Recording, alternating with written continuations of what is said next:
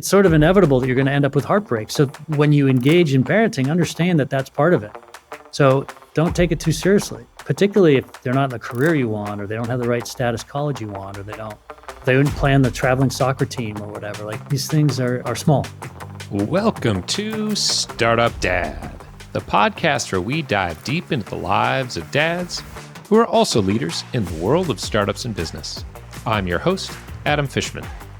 In today's world, encouraging your kid to sail solo across the Atlantic at age 16 would be out of the question.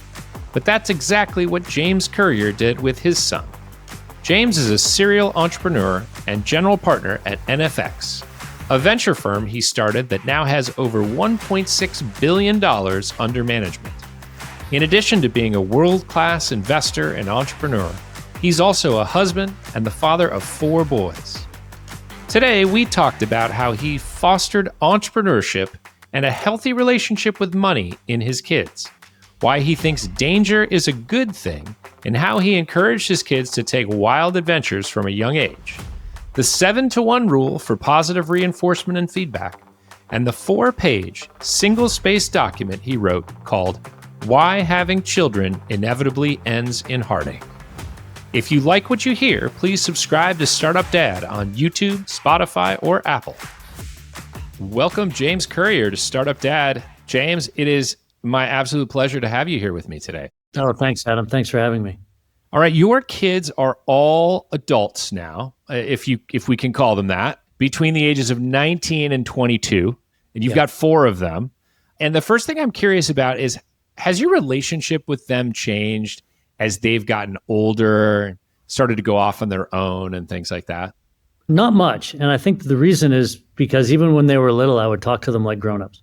I've always felt as if our little beings are pretty much adapted to the world already, even at an early age. And so if you talk to them like adults, they'll behave better and better. They'll learn faster. And we've created a lot of environments where they end up talking to adults, even when they were 6 or 8 or whatever. And so they were pretty adulted up even when they were younger. And so no, it continues to be hilarious. We continue to wrestle. We continue to laugh a lot and make each other laugh a lot and play. It hasn't changed much over the years. I love to hear that. And we'll come back to some of those tips about talking to kids about adults as adults a little bit later. You, sir, are a lifelong entrepreneur. You founded a bunch of companies. You now are leading NFX and investing in the future of future entrepreneurs. Can you talk to me a little bit about how you have fostered entrepreneurship in your own kids? My dad was an entrepreneur and his dad was an entrepreneur. I think my grandfather invented the first baseball pitching machine. And so to a certain extent, it might even be in our genes. One thing we did was we said, if you come up with a business idea, I will pay you $1. And so they're like, well, I'm going to go collect pretty rocks and sell them door to door. I'm like, done. Here's $1. Go have at it. Someone was like, okay, I'm going to blow up balloons and I'm going to go put a stand out in front of our house on the street in Palo Alto and sell to people who go by. Great, done. So I wanted to reward them for the trying, number one. Number two, I told them, look, you're never going to get an allowance because I'm not a source of capital for you. You have to go out into the world and find your own money. So that's another way you foster entrepreneurship, because if they ever want $4 to do something, like go buy candy, they're not going to get it from you. So they have to go figure out how to make it. And then the third thing that we did was we said, you can't get a phone. You have to pay for half of your phone when you're 12, 13, 14, whatever it is. And you got to go figure out how to earn that money. And so that was a big impetus for them to do that. And so they started all coming up with ideas alone. And then they started coming up with ideas together. And they started, summer camps, and they did all sorts of service projects. And it sounds like maybe you had Shark Tank style conversations around the dinner table. Is that something that was common in your household? Yeah, we did. I would come home and I would bring new business ideas that were coming into the firm and ask them if they thought it was a good idea or what the pros and cons were. And they would learn to sort of diagnose different ideas. And, what's so hilarious is that even when they knew nothing, they knew tons. The logic of these things is pretty obvious even to children when they're 8, 9, or 10. So they could tell you like, oh, I would use that, or like, that sounds interesting, or something. Not even. They would be like, well, I think it would be hard to get those customers to actually repeat purchase. Like, they would say stuff. They would think that stuff through just naturally. And it wasn't something I had taught them. They were just like that. I think most kids are probably like that if you give them a chance to listen to what they're saying. Yeah, they understood the tenets of retention at a very young age. So I wish more adults understood that, more product builders. Yeah, they understood pricing, they understood retention, they understood competition, they understood branding. They're like, I don't like that name, it's not going to work, and it was good. Tell me about Neuro Camp. Is that is that something that one of them started? Yeah, two of them got together, and then all four of them ended up doing it. And that was a project to create a physics camp in the backyard, in our little garage in our backyard for kids. So they were all 11 to 13, and they were doing this for kids who were sort of 8 to 10.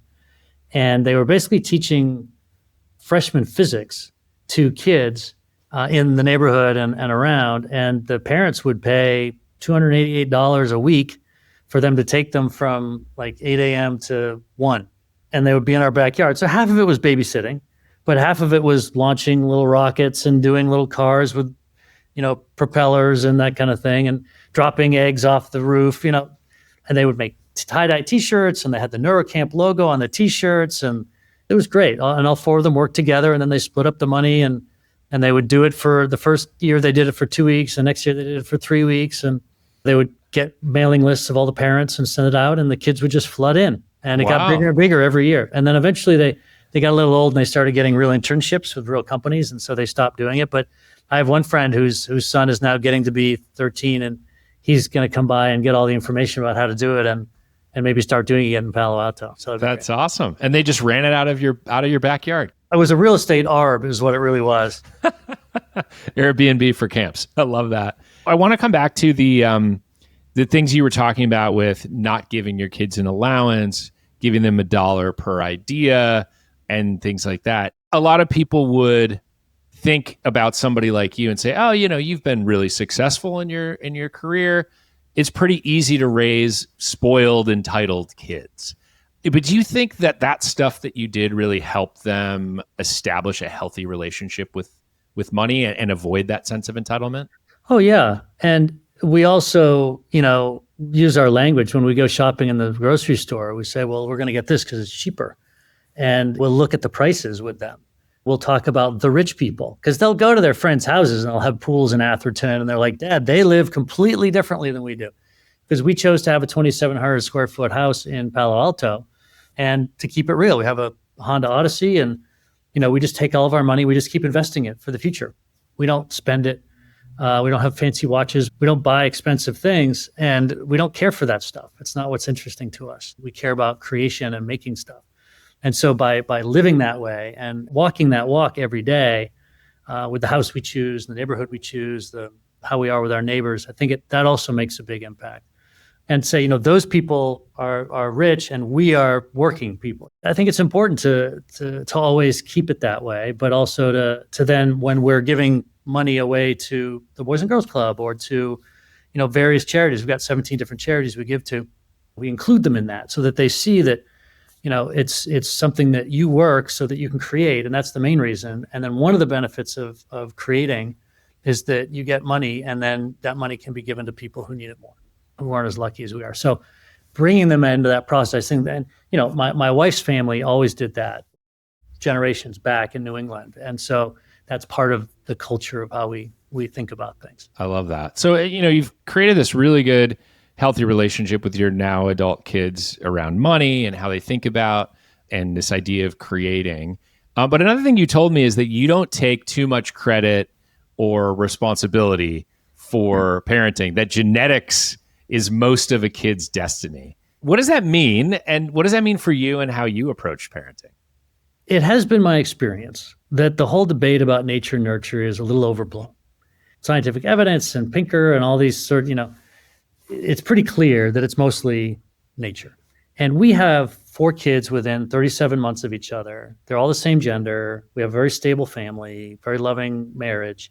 So it was a pretty good experiment to see how much is nature and how much is nurture.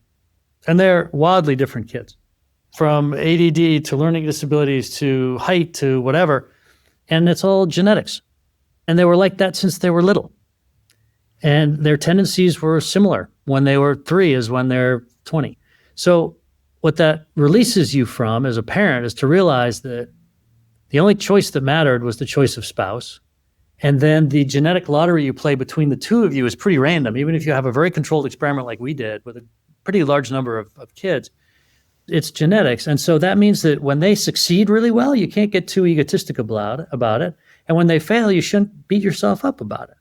You should just focus on loving your wife, focus on loving them, and the rest of it's going to take care of itself.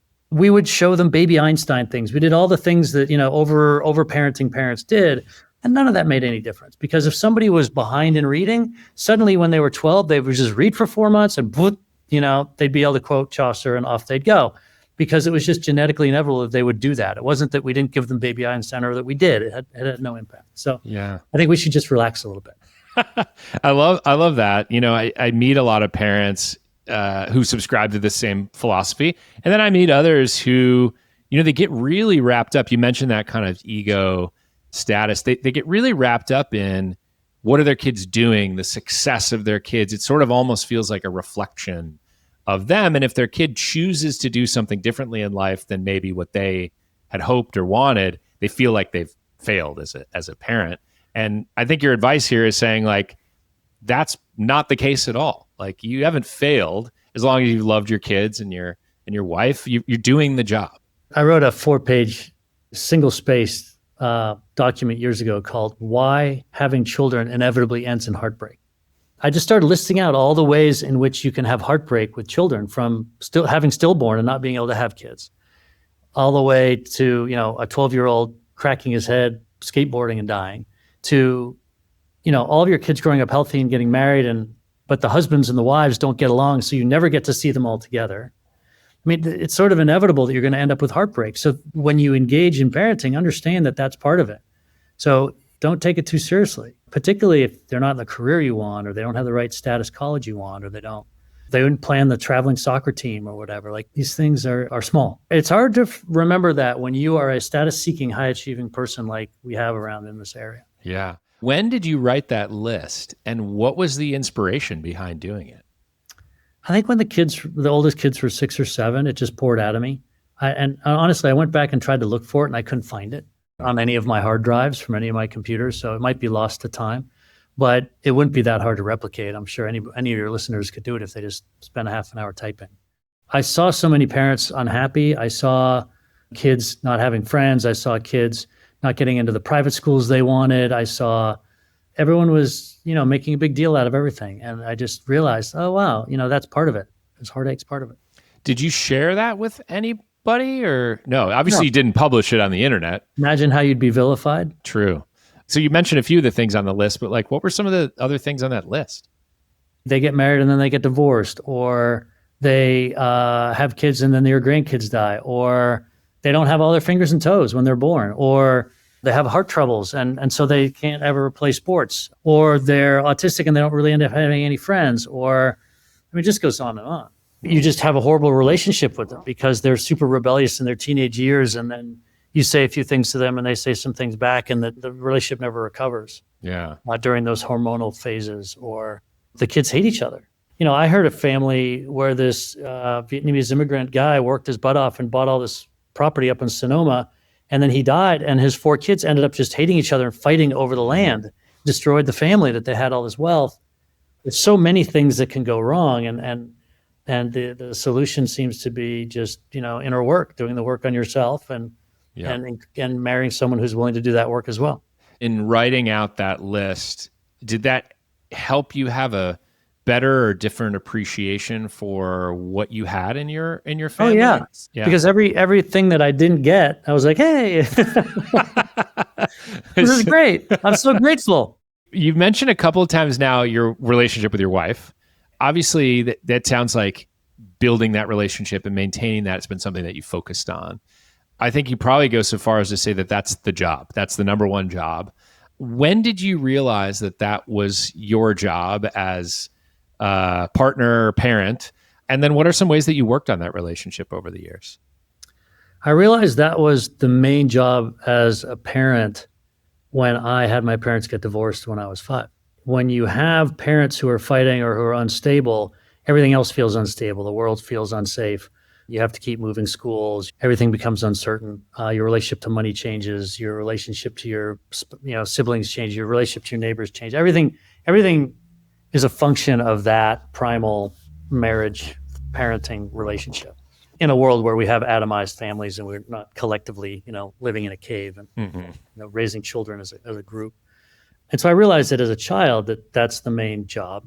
And so started working on that and working on myself prior to getting married, and certainly wouldn't have evolved fast enough as a human to get married in good time if I hadn't done all that work. And then after we got married, my wife and I continued to go to the Landmark Forum and go to the Hoffman Institute and go to Joe Hudson's retreats and, take whatever course at Esalen there was, or read whatever book when we're going to bed about self-improvement, or the 7 Habits for Highly Successful Families, about, all the different writers who write so many great things that remind you, oh, that's actually a better way to think about it, or a better way to live, or a better way to speak to each other.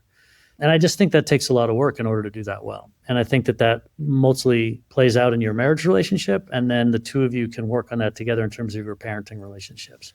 But that commitment to constantly improving your own interpersonal relationships with people, I think, is sort of the critical thing. And what I tell my boys is, look, all I'm looking for in your spouses is, she or he makes you the best you that you can be, the best of you. And number 2, that they're willing to work on themselves interpersonally. Yeah. They see it, that they value it, and that they're willing to put the time in that. Because if you have that, anything is possible. And if you don't have that, almost nothing is possible. Was that something that you and your wife kind of got on the same page about, like early on, or even maybe before you got married? Yeah, well before we got married. Great. Okay, so you just mentioned your boys, and I want to go back in time to your first kid, and something that you said to me about parenting, which is you don't have to be in love with your kids at the beginning. What do you mean by that?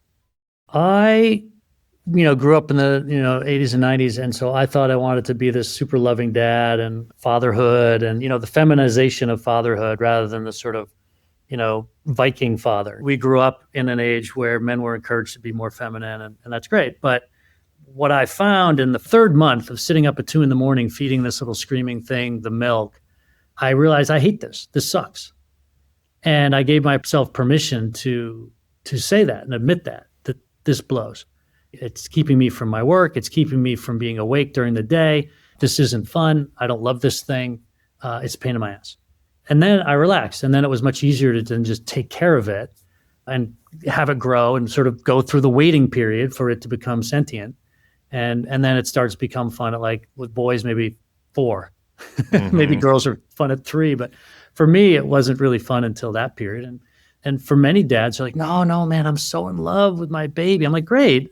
I'm not saying you can't have that experience. I'm just saying don't force that on me. Right. I didn't have that experience. I had the experience where I wasn't in love with them until they hit about 4 and they could talk pretty well and we could do stuff. And at that point, I was really in love with them. They don't remember anything before 6 anyway. So that's right. All they know is, do mom and dad love each other? That's the only thing they're kind of sensing. Am I being taken care of? Am I getting my needs taken care of? And if you're doing those 2 things, they're going to be fine. And then you don't need to force yourself to be like, oh, I'm so dreamily in love with my child. I'm such a good father. Can't you see I'm a great father? Aren't I being the type of father that our society has defined as the good father? You can be yourself. Yeah. And I mean, I don't know anyone that honestly could say that they love getting up at 2 a.m. and doing a feeding with a kid screaming in your face. It's not a pleasant experience. So, but a necessary one. Or when they're 2, like, this isn't the right size spoon. You put too much milk in my Cheerios. Like, there's always something. They're always screaming. They're always crying. When you had 4 of them within 37 months, someone was always crying. But as soon as one of them stopped crying, then the others would realize, oh, it's my turn. And they, so for 7 years, it was relentless. It sounds like that exercise or that discovery of just sort of allowing yourself to admit, hey, this sucks. This is not a great experience. It was kind of like freeing for you, allowed you to have maybe more authentic relationship. And then you can talk about, like, you can kind of commiserate, hey, this does suck. I mean, your oldest son at the time is not going to respond to that, but your wife can probably be like, yeah, that sucks. It does suck. It's not fun. You can admit to yourself how you're feeling. So you're not in denial of what you're really experiencing because you're trying to force yourself into some societal mold. So you have an interesting opinion on the way that you should approach your kids once they turn 12. We're going to focus on this 12-year-old period. It's really relevant to me because I, in fact, have a 12-year-old currently. And that this involves time in the wild, learning something new, and one-on-one adventures. So I wanted to walk through each of those and get your take on them. So I want to start with time in the wild. So tell me about time in the wild when you turn 12. I honestly feel that you should be having time in the wild as soon as you can. Basically, danger seeking. I think that our society has gone so far to say, the only acceptable risk is zero risk. And I think that's a huge mistake. And it's very hard to fight against it. There's always some hysterical parent saying, but how can you leave the danger to the children? My God, the morality, the sort of certitude of their moral position is unquestioned. Those most fearful 5% of our population, 10%, are yelling to the congressman to make laws about child seats and blah, blah, blah. And it just further ruins our society and ruins the experience of being a child. And they don't know that they're doing it. They don't know that it's actually bad because they think it's highly moral. So we've gotten to a point, whether they're 5 or whether they're 12 or 18, where, you're not supposed to be taking any risk. So I have been danger seeking from the beginning with the kids. And I think it just accelerates when they hit sort of 11 or 12, when they're strong enough to do stuff. When they were 6 or 8, I would say, yeah, there's an 80-foot, redwood tree, climb up it. And they'd climb up to 65 feet and they'd be up there and their mom would freak out. And I'd be like, this is fantastic. What's he going to do? He's going to bounce down between the branches at worst. And I'll catch him at the bottom and he'll have a broken arm and he'll be fine. But it never happens, of course. He's fine. He's appropriately sensing the danger. And so he holds on to each branch and he goes up and he comes down. He's great. And then he feels like a king. He feels all confident, like he can go out and start a company or he can go dive off the diving board or whatever. So it's compounding. The danger seeking compounds because they learn that, like I did as a kid, that you can do it. I just continue that when they're 12. And when they get to be 12, it's more, you talked about, how do you keep them from being spoiled? One of the things we did in our family was every Christmas we read 300, which is that comic book that preceded the movie. Yeah. And in it, it talks about every child in Sparta is sent out for their time in the wild. They have to survive for like 6 or 8 weeks by themselves at age 12. And the boys love this story. I would read it every Christmas, the Christmas telling of 300, and they all gather around the couch and Dad opens the book and I cry in the same 2 places where he talks about freedom and democracy and all that stuff, the rule of law, and he's like, oh, here comes Dad, he's going to cry again. And then they look down and there I am, I'm crying, I'm tearing up for the rule of law. I love the rule of law. And it's become a part of our family. And I think that they relate to the time in the wild because of that book where he has to face down the wolf. And then eventually it led to all sorts of great stuff that the kids did in their teens, like sail solo across the Atlantic. My 16-year-old was the youngest to ever do that from west to east. And another one went to the Everest Base Camp and, various other sorts of things. So that's what you were asking about. You just mentioned your son was 16 and he sailed across the Atlantic. I think went Massachusetts to Portugal or something like that. Yeah. I read some of those articles about it. I watched some of the video clips from back in the day. You shared a few of those with me. What was the inspiration behind him doing it? And, was there ever a point as a parent, you and your wife were worried about what would happen there? Yeah, we were certainly worried. The inspiration was, he was a sophomore and we were in the car with his older brother. And I was just like, guys, we need some more great adventures. Because I had just taken them to Burning Man. I had taken those particular 2 boys of the 4 to Burning Man. The other 2 were going to come, but then they bailed out at the last second. But we had an amazing time at Burning Man. We went for 5 days of the build and stayed for 1 day of the party. And they were super bored with the party and they just wanted to go back to camp and build some more stuff when they were 13 and 15. And so they learned that there's this giant world out there with all sorts of magic and all sorts of adventure and things you can't believe, that you're working 14 hours a day with masks on because of the dust and the heat, and you're sleeping during the day so you can work all night in the cool, and wearing bandanas and bouncing on huge trampolines and climbing on huge pieces of art, and people howling at the sun as it sunsets, like all the stuff that happens at Burning Man that just, when you're 13 and 15, just blows your mind. And so they knew that there was like a big world out there. So we were sitting in the car saying, what's a great adventure we could do? And we came up with 10 ideas. Ride our bike across the United States, hike the Pacific Coast Trail, sail across the Atlantic. And so 2 weeks later, Cal, the youngest, came to me and he said, Dad, what would it take to cross the Atlantic? And without turning around, it was sort of 10 o'clock at night, I just said, well, you start the way you start every project. You create a spreadsheet. Well, we created a spreadsheet and we started just making all these tabs and adding things. I'm like, oh, what kind of a boat could we buy? And, within a half an hour, we had 12 boats that we had cut the URL and put it into the spreadsheet. And so now it was rolling. And then the next night, he came back and asked me more questions and we kept building the spreadsheet. That was in January. And then we bought the boat February 4th for $12,000 in Connecticut.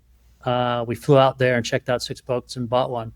Normally, a boat to cross the Atlantic is $300,000 or $400,000, and this was like $12,000. It was 1976 boat. We bought it from a 91-year-old guy, a wonderful guy, and he started taking sailing lessons in March, and then he sailed in June, and he completed in July, and we stored the boat in Portugal. And the next year we went back, and he and I and the other brother, the 3 of us were in the boat when we were attacked by orcas, and the orcas destroyed the boat, and we had to sell it for 500 euros to the local fishermen or whatever.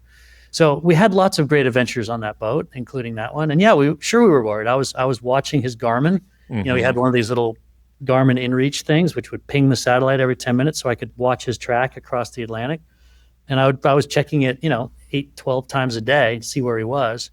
And it was very hard to work. And my wife was more upset than I was about the whole thing. And it was a real strain on the marriage. What I kept trying to explain to everyone is people don't understand the risks.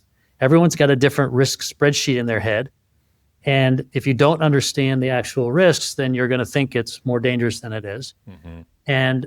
But I understood the risks and we had spreadsheeted it out. And Cal and I felt comfortable with our calculations about where the risks were and where to have redundancies and what mattered and what didn't. And we ended up being right. And then the next time you all got together, the boat got destroyed by orcas. Yep. So thankfully you made it across in a month on the solo trip. And then on the orca adventure, it was you and 2 of your sons. That's wild. And I guess they just didn't want you on that water, apparently, those whales. Yeah. So it was really interesting. He was alone on the ocean for like a month. You sleep very intermittently. Like I watched this whole interview with him. And one of the things that I found really striking was, at 16, like, how much he kind of learned about himself on that journey. And he said his biggest takeaway was he didn't like being alone. Like he's a social person. Because I think one of the reporters said, well, would you do it again? And he was like, no, not really. I like being around people. And that was kind of a bummer. And he just said it so nonchalantly. It was just a very profound thing to hear a 16-year-old say. But the most important and most profound things come out during your time in the wild. Yeah. And then they're embedded in you and you take those for the next 80 years. And the sooner you learn those things, the better. And I think that we coddle our children and we put them in the Model UN and we put them in robotics because that's the track and that's going to look good on the college apps. And in the meantime, there's all this wildness out there that the kids are missing out on, and they're going to come out not growing up as fast or maybe not realizing the most important things as fast. And inevitably, their genetics will take over, so it might not matter. But to the extent that life is to be adventured, the more adventure, the better. And so start earlier. Okay. Another one of the things that you talk to me about is making sure that you are learning something new with your kids when they start to hit that, age, that sort of like 12 to 14 age range. This is not the first time this has come up. Why was it important for you to try to learn something new alongside them? This idea, once you see it, is super obvious, but it was actually pointed out to me and pretty much everybody else by the great Todd Francis. Yes, I was going to say he brought this up on the pod a while back. This was his big insight, which was as they get to be teenagers and the hormones kick in for them to soil the nest so they can get out, one of the great ways to keep them from soiling too much and to keep that relationship strong through those more difficult years is to engage in something you know nothing about so that they can learn next to you and be superior to you and teach you. Mm-hmm. And so the 2 things that I was doing, I was painting with one boy and I was learning to kiteboard with 2 other boys. And I tried to learn guitar with another one, but I was so bad at it that I had to abandon. And he was great at it. So those were purposeful things that Todd pointed out the idea, and then I picked the things that made sense to me. And those were great because very quickly they get better than you at everything you're learning. Yeah, that's fascinating. So painting, kiteboarding, and an attempt at the guitar. So now, does that one still play guitar? Well, yeah, he's playing in a band. He just bought himself he got his first job out of college and he's bought himself a beautiful guitar. Oh, No, it's great. very nice. The last thing I wanted to ask you about this sort of hitting 12 or maybe even a little bit older is you have 4 kids. How do you prioritize individual time with them? And they're all, you said 36, 37 months apart. So there's probably a lot of demands on your time for your 4 boys. So what did you do to make sure that you were, navigating one-on-one time with them? It was funny. It was intermittent stuff. We would do it and then we would end up stopping it just out of, busyness. But, we would have like Sunday breakfasts that we would go one-on-one. We had an 8 great state trip. So when you turned 8, you could choose a state and mom or dad would go with you on a one-on-one to that state. We always did, sailing in the summer times on a little sunfish. So 2 people can go out and if another brother wants to hop on, that's fine too. And we did a lot of beach time because we live in Palo Alto. So it was 40 minutes up at the 92. And then we just always had building projects. So somebody would be doing a sewing project or someone would be building a surfboard or somebody would be building a treehouse or somebody would be building one kid and I built a 20-foot tall trebuchet. And launch basketballs across the street into the neighbors' yards and stuff. Last night, I was building a die table with a 19-year-old who's playing it for a drinking game. And, so we're painting it and, stenciling out the words that he wanted to say on it. And you're just out there under the lights in the workshop in the backyard, and you're just talking and listening to Pink Floyd. You're telling him your back in my day stories about, when you saw Pink Floyd in 1990 at Gillette Stadium, blah, blah. It's that kind of a thing. It's just projects, I think, like that bring you together, or we do cooking, like a lot of baking. So those things put you in touch with each other, I think, and it's part of the house. Yeah. On the topic of building, there's sort of 2 things I want to ask you about. One is, and you just kind of mentioned this, you have a workshop in your backyard. So you got or built a workshop to foster this idea of building stuff with your kids. It sounds like you built a bunch. You mentioned the trebuchet, but I think you also said, tree houses and signs and surfboards and a drinking table and things like that. So who came up with the ideas of like, here's the things we want to build? Was that all your kids? It's a collaborative thing. It's largely the kids who come up with it. Like the first week of COVID, when we were stuck together, somebody said, let's build a ping pong table. So we went to Home Depot and got all the stuff, and we still have the ping pong table in the main house. It's just one thing after another. Once you have the tools and they know it can be done because they've seen you do it, they're like, well, what else could I do? And then we also have a thing where we have brotherly gifts during Christmas. So each brother picks a name out of a hat and then makes a gift for the other brother. And, it's usually done in the last 48 hours. So it's a rush. But that also showed them that they can build stuff and make stuff.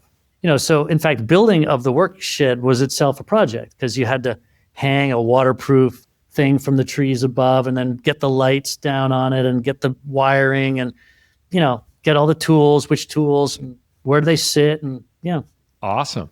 Tell me about building secret layers in your house.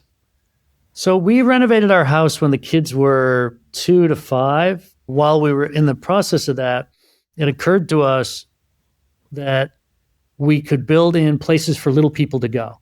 So in the eaves of the second floor, there could be a secret lair where they could sleep. They could put in one bed and they could sleep in there. And it could be like going on safari, a little adventure, or make sure that is then connected to other places. So you'd actually ask the builders to knock holes, small holes, low holes, in between closets and other places so that they, as little people, can do sneaky things. And we also asked that the builders put in a track downstairs, basically so that there was a track where you would run around a wall so that there could be some chasing going on. And we found that could be quite effective. And then we got a dog, and then you chase the dog chases you. So the secret layers were basically making the house into a tree house, making the house into a place of magic and fun. I love that. Now you make me want to renovate my house and put some secret passages. Well, you don't have to renovate it. You just literally knock holes in the walls and let people climb through. And that's easy then. Let people hide. Love that. Okay, I want to talk about a few frameworks that you have. The first one that you told me about is focus on who they hang out with. Tell me about that one. We learned this too late, so I hope your listeners can benefit from this. We always thought, like most people do, that, I need them to find the things they're best at.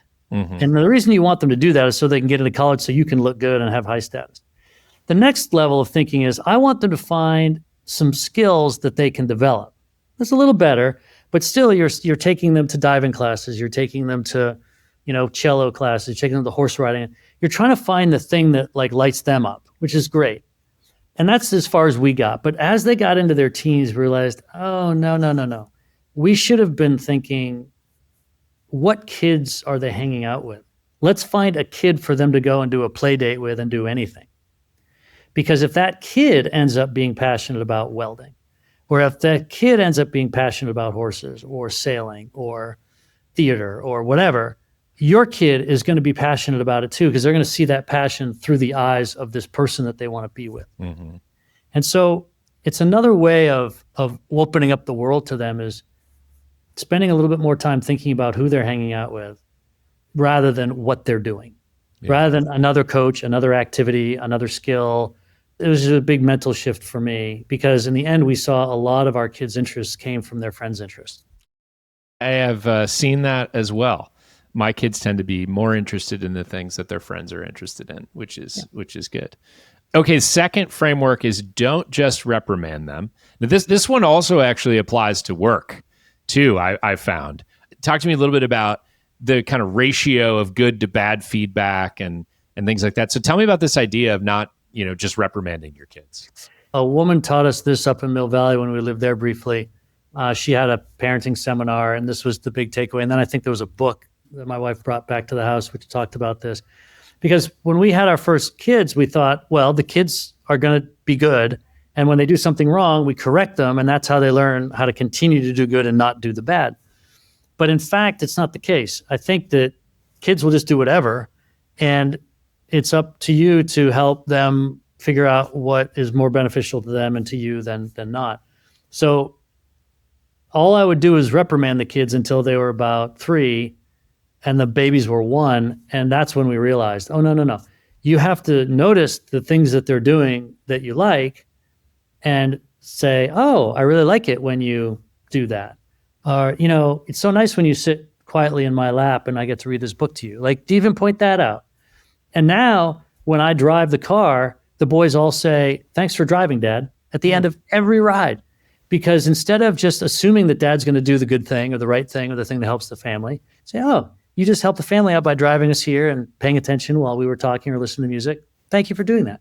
Yeah. And so you start to actually positively reinforce the behaviors you want, not by telling them good job or anything, but just like, thank you for doing that, or, oh, I appreciate you did that, or I noticed how you did that. I noticed how you gave your brother that toy. That was really nice to see. Yeah.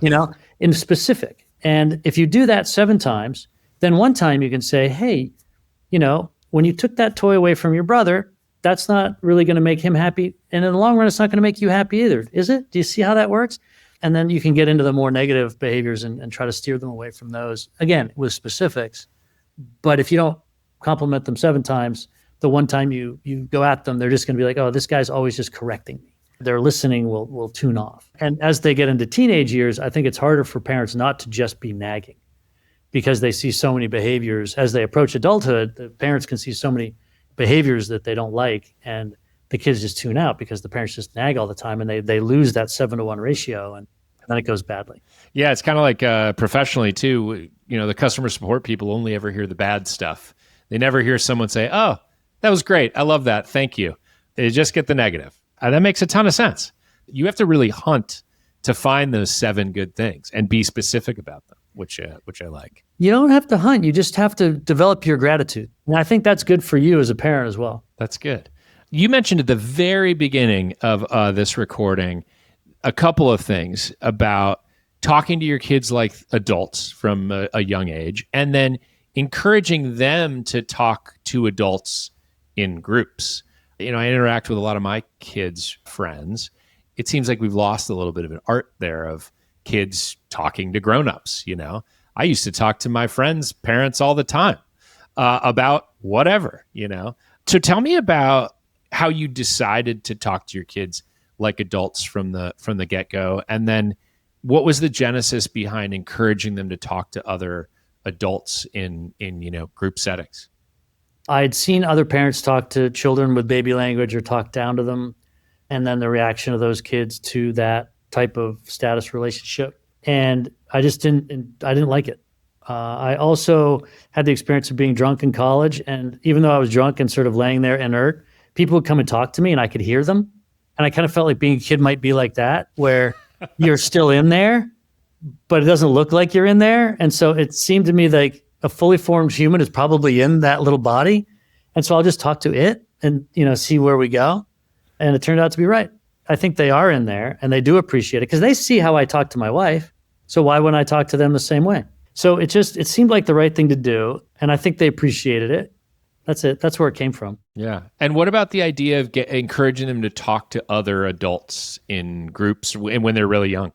So we have an extended family back east, and we're with them in big groups of 60, 80 over 4th of July and various times. And so I always wanted the kids not to just always play with the kids, but to be able to tell the grownups, because the grandparents, they want to be entertained by the grandkids. Like, they like me, but they really like the grandkids. So I had to teach my kids to spend more time with grandparents, talking with them, and then with aunts and uncles as well. So all that sort of training helped them to talk to adults. But then we also had sort of a spiritual group. We'd get together every month for about 3.5 years, and we would actually sit in a circle for an hour and talk about a subject like gratitude or forgiveness or whatever.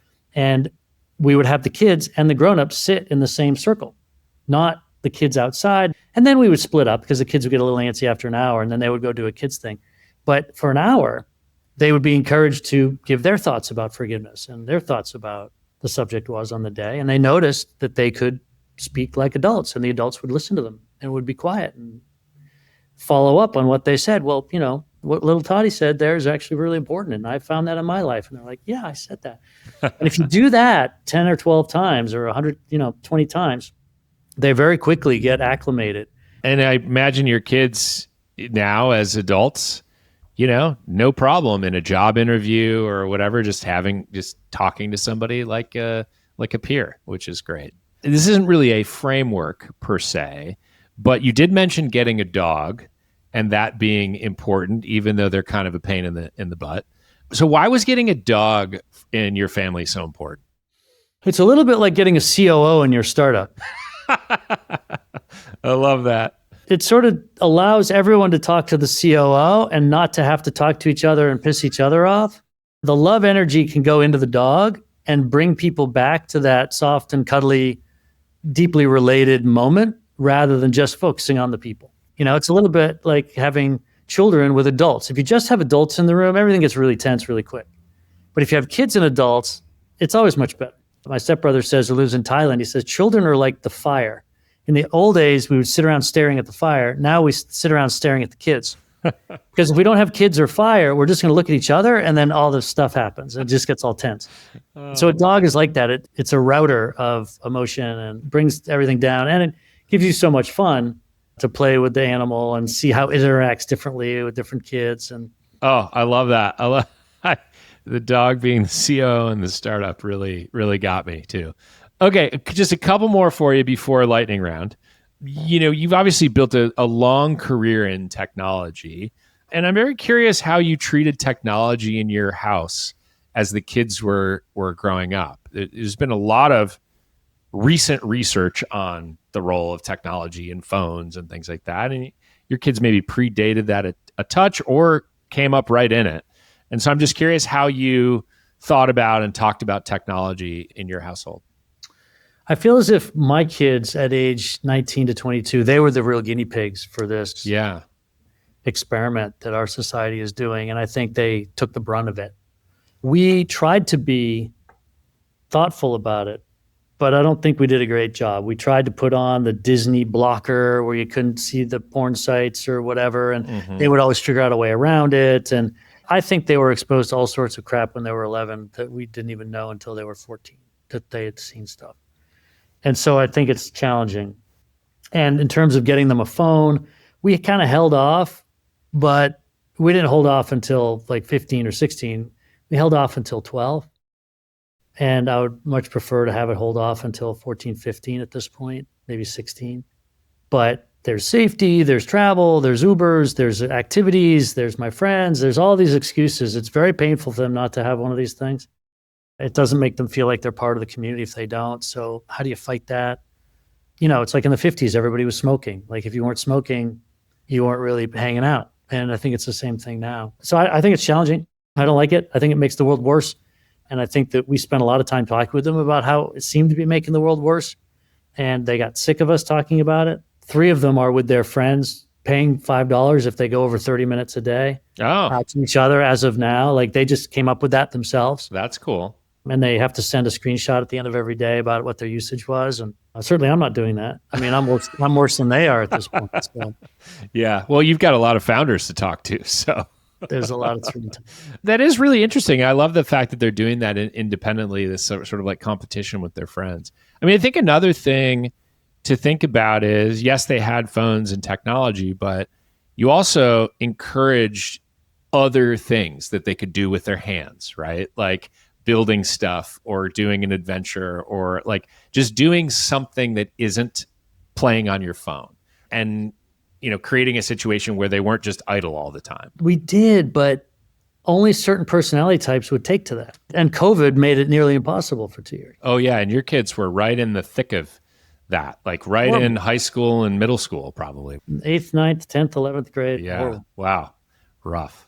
Okay. I want to get to lightning round, but first I wanted to ask, how can people follow along with you or be helpful to you in any way? I am easily trackable at NFX.com. We have a newsletter and I publish a lot of my thoughts on startups and whatnot there. I have a Twitter thing that I'm not super active on, at James Currier. And that's it. I haven't taken the initiative to do what you've done, which is to find this incredible topic and then create a wonderful podcast about it. So other than that, people can send me great companies and people can send me great people and people can tell me about great personal development things and retreats and adventures. Great. And I will give a +1 to that NFX newsletter. I am a subscriber. I get it regularly. Not too many emails. I maybe get one every few weeks or so, maybe once a month, and they're always great. So really like the articles that you're publishing there. So yeah, just had to +1 that. Okay, lightning round. Here it is. Very simple rules. I ask you a question, and you say one of the first few things that comes to mind, and it's a judgment-free zone. Maybe some laughter and agreement, but I will never judge in a negative way. So here we go. What is the most indispensable parenting product that you've ever purchased? The real answer is it's all the sort of personal development seminars and books that my wife and I have done. Okay. The product is probably the white noise maker for $45 off of Amazon so that you can sleep. Yeah, that's a popular one too. What is the most useless parenting product you've ever purchased? The Baby Einstein DVD. Okay. True or false? There is only one correct way to load the dishwasher. False. Okay. Would everyone in your household agree or disagree with that statement? Yes, everyone would agree with that. We just throw it in there. It's going to be fine. Okay, great. What is your signature dad superpower? I make PowerPoints and give lectures to the kids. They're called Dad Talks. Oh, what's a typical dad talk topic? We've covered everything. We covered gamification of life. We've covered college. We've covered drugs. We've covered sex. We've covered finances. We've covered, where people make money. We've covered anything you can think of. We've covered status-seeking behavior, and then we watched a movie. She's out of your league. I mean, we've had a lot of fun with the PowerPoints. The first PowerPoint came when we moved to Switzerland, and I had to explain to them, very quickly, this is what's happening, and your life's going to be okay. We're going to move to Switzerland for a year and a half. You're going to be fine. And then after that, I started doing many more. When they hit 11, I started making PowerPoints and giving lectures. Oh, I love some of the neighbors and the neighbors' dads would come over to listen. Can we come over? So you got to publish these on YouTube. I'm like, dude, I'm not going to be on YouTube telling other dads how to be a dad. Right. Imagine all the hate you get for that. That's right. Okay, when your kids were growing up, what was the crazier block of time in your house? 6 a.m. to 8 a.m. or 6 p.m. to 8 p.m.? 6 a.m. to 8 a.m. Okay. getting 4 kids out of the house, I imagine, in time for school is someone's crying all the time. Okay. If your kids had to describe you in one word, what would it be? Creative. Okay. I probably would agree with them after this conversation. What is your go-to dad wardrobe? An embarrassing wide-brimmed hat. Oh, like suit, like protect you from the sun style wide. Okay. Yes, that is a perfect dad move right there. What is the most embarrassing thing you've ever done in front of your kids? Probably coming downstairs in my underwear when their friends are around. They must have been mortified. And then I shake everybody's hands. You just embrace it, lean right into it because you're already there. So, Yep. What is your favorite kids movie? Madagascar. What was the first nostalgic movie that you forced your kids to watch with you? Star Wars. Episode 4. Okay, that is a fan favorite on this. We built an entire TV viewing room just for that moment. Oh, I got to sit next to my dad and my boy next to me. It was awesome. Wow, Yeah. That is amazing. How often do you tell your kids back in my day stories? Daily, constant. It's a constant family joke. I did it twice already today. I love that. Okay, now finally, you hinted at this earlier in the episode, but what is your take on minivans? Love minivans. I don't like buying stuff. I don't need stuff. But one of the only regrets I wish I'd made was I was in Haight-Ashbury about 20 years ago, and there was a T-shirt that said, minivan, mega fun. And I didn't buy it. And it had a picture of a minivan, and I should have been wearing that the last 20 years. That was a huge regret. You could have worn that and then come downstairs in the underwear, and you would have completed the circle there with the kids. That's right. So. All right, James, it was a pleasure having you today on Startup Dad. I had a lot of fun. Great storytelling. Thank you for that. And I wish you and your wife and your 4 boys all the best for the rest of the summer and the rest of the year. Well, thank you, Adam, and thanks for doing what you're doing. This is fantastic stuff. Thank you for listening to today's conversation with James Currier. You can subscribe and watch the show on YouTube or wherever you get your podcasts. Visit www.startupdadpod.com to learn more and browse past episodes. Thanks for listening, and see you next week.